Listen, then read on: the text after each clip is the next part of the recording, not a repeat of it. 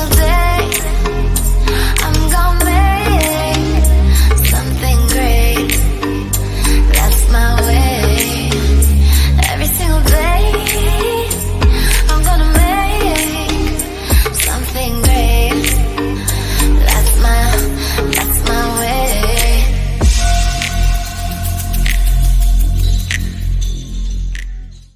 E aí, galera que assiste o meu canal, só que não, é aula de análise do comportamento.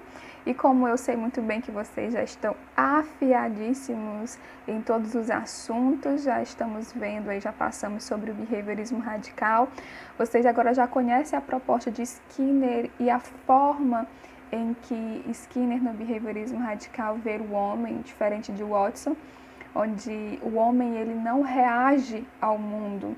Pelo contrário, ele age sobre o mundo, modificando e sendo modificado pelas consequências de sua ação, tá?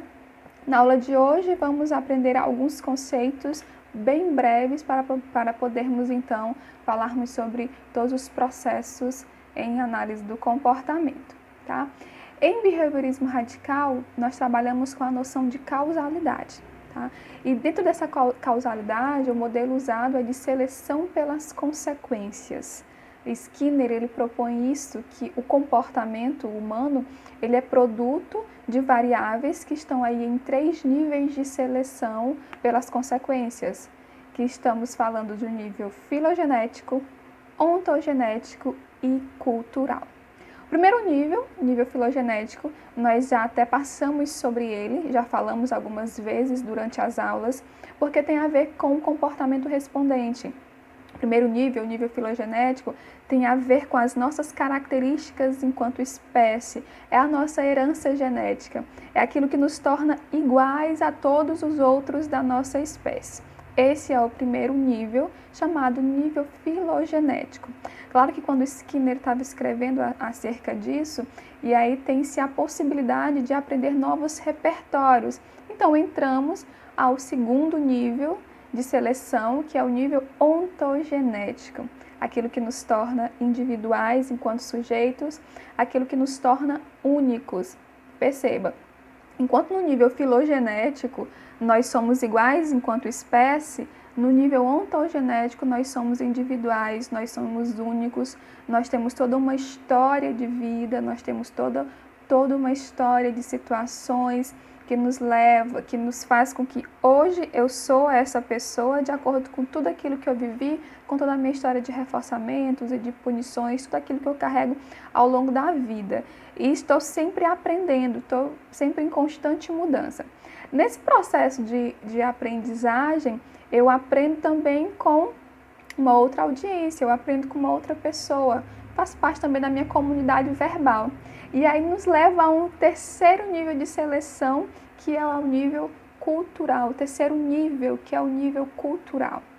Nesse terceiro nível, nós aprendemos através da nossa comunidade verbal.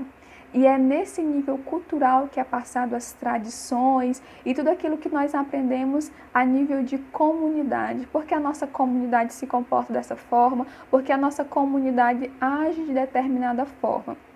Tá? Nós passamos de geração para geração por meio do nosso repertório verbal, por meio das nossas práticas culturais. Aprendemos dessa forma. E aí nós temos uma vantagem, nós temos diversas vantagens nesse terceiro nível de seleção, que é o cultural, que nós podemos aprender também com o comportamento do outro. Tá? Então nós observamos e aprendemos assim com o comportamento do outro. Por isso que algumas práticas, elas são tão arraigadas, elas são tão firmadas, que muitas vezes nos comportamos enquanto comunidade verbal, nos comportamos enquanto sujeitos inseridos numa sociedade e nem sabemos por que nos comportamos daquela forma, se formos perguntados.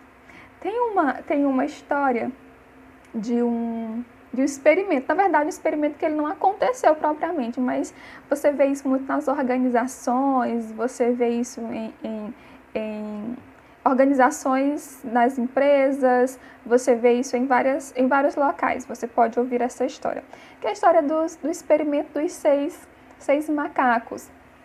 Então, como aconteceu esse experimento?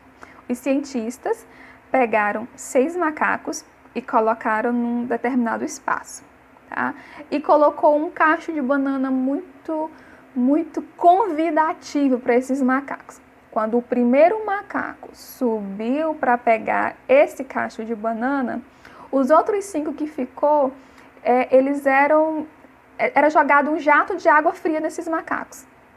E aí, todas as vezes que um macaco subia, que pegava a banana, jato de água fria nos macacos que ficaram. Com o passar do tempo, quando um macaco subia para pegar a banana, os outros 5 macacos que ficaram, descia a porrada neles. No momento que todo e qualquer macaco dessa comunidade, quando subia para pegar o cacho de banana, levava porrada. E aí, chegou um tempo que nenhum mais dos macacos subiam. Eles não subiam mais, eles ficavam lá paradinhos, mesmo vendo aquelas bananas deliciosas, mas eles não subiam para pegar essas bananas. E aí, dando continuidade ao experimento, os cientistas pegaram um desses macacos, eram 6, retiraram um macaco e inseriram outro macaco nesse experimento que não tinham passado por nenhuma das experiências lá. Então, esse macaco novato, quando viu o cacho de banana, correu para subir para pegar a banana. Os outros 5 que ficaram, pegaram esse macaco, desceram a porrada nele. Com o passar do tempo, esse macaco novato não mais subia para pegar a banana. Então, os cientistas pegaram um outro macaco da primeira comunidade e inseriram um segundo macaco novato. Esse segundo macaco novato, quando viu a banana, foi lá para pegar a banana e todos deram porrada nele. Com o passar do tempo, esse macaco novato não mais fazia isso. E assim foi substituindo todos os macacos, ao ponto que não havia mais nenhum macaco daquela primeira comunidade que levou o banho de água fria. No entanto, os novatos que receberam as porradas, mesmo olhando para a banana, não iam lá no cacho de banana. E se a gente pudesse perguntar para um desses macacos por que esses novatos que passaram pela porrada e não pelo banho de água fria, se perguntassem para eles por que eles não subiam para pegar aquelas bananas, eles poderiam responder: não sei, desde quando eu cheguei aqui as coisas são dessa forma. Então só replica esse comportamento. Aprendemos também com as práticas e as regras da nossa cultura. A análise do comportamento é fantástica e é completa.